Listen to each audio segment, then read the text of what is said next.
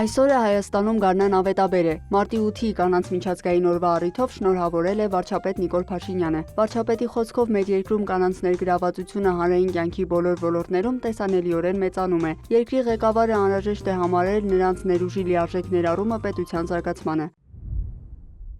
Մեր երկրում կանանց ներգրավվածությունը հանրային կյանքի բոլոր ոլորտներում տեսանելիորեն մեծանում է։ Սա ինքնին դրական գործընթաց է, բայց այս երևույթի խորքային վերլուծությունն առաջ է բերում մի շարք անհանգստություններ եւ մարտահրավերներ։ Տղաների շրջանում որոշ ենթամշակույթների մի քանի տասնամյակի հետևողական ներդրման հետևանքով աղջիկները դարձել են առավել կենտրոնացած կրթության եւ աշխատանքի վրա, ձեռք բերելով մրցակցային առավելություններ եւ առաջիկայում կանանց մրցակցային առավելություններն ավելի են ընդգծվելու։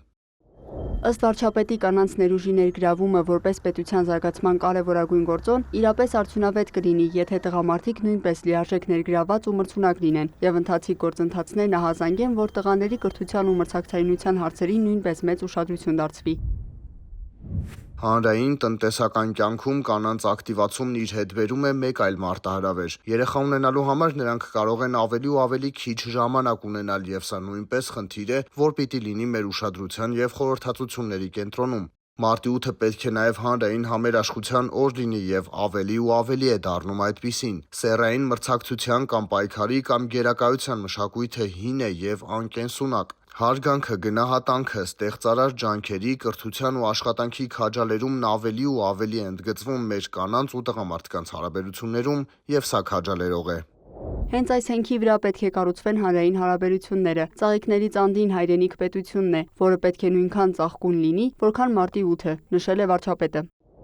Հանրապետության նախագահ Վահագն Խաչատուրյանը ևս շնորհավորել է կանանց։ Ուղերձում նշել է, ցանկացած հասարակության զարգացում պայմանավորված է նաև կանանց իրավունքների պաշտպանությամբ եւ հավասար հնարավորությունների ընդլայնմամբ։ Խտրականության վերացումը, հավասար վարձատրությունը եւ առաջխաղացման արդար պայմանները համընդհանուր արժեքներ են։ Այս տեսանկյունից պիտի նշենք, որ ուրախալի է տեսնել, թե ինչպես են որոշումների կայացման բազմաթիվ հարթակներում կանայք իրենց ձայնը հնչեցնում քաղաքական, տնտեսական, կառավարչական եւ այլ ոլորտներում։ Նախագահը նշել է, միայն կարծրատիպերից ազատ հասարակությունում յուրաքանչյուր կին կարող է իրացնել իր ամբողջ ներուժը, անկախ բնակության վայրից, տարիքից կամ կրթական մակարդակից։ Սա պետք է ուղենիշ լինի եւ խթանի կանանց ձեռներեցության, մասնագիտական զարգացման եւ կրթության հասանելիության ուղղությամբ ձեռնարկվող ջանքերը։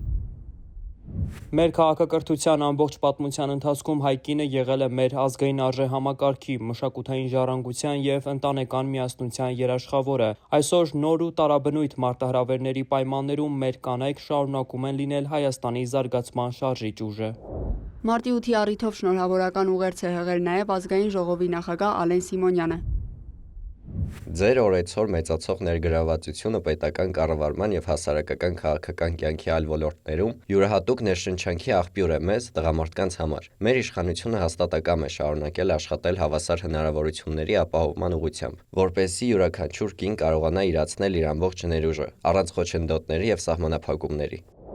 Խորհրդարանի ղեկավարը խոնարհումի եւ հարգանքի խոսքեր է հղել հայրենիքի համար իրենց կյանքը տված մեր զինվորների մայրերին, կանանց, դուստրերին ու քույրերին։ Լիանա Խաչատուրյան, լուրեր։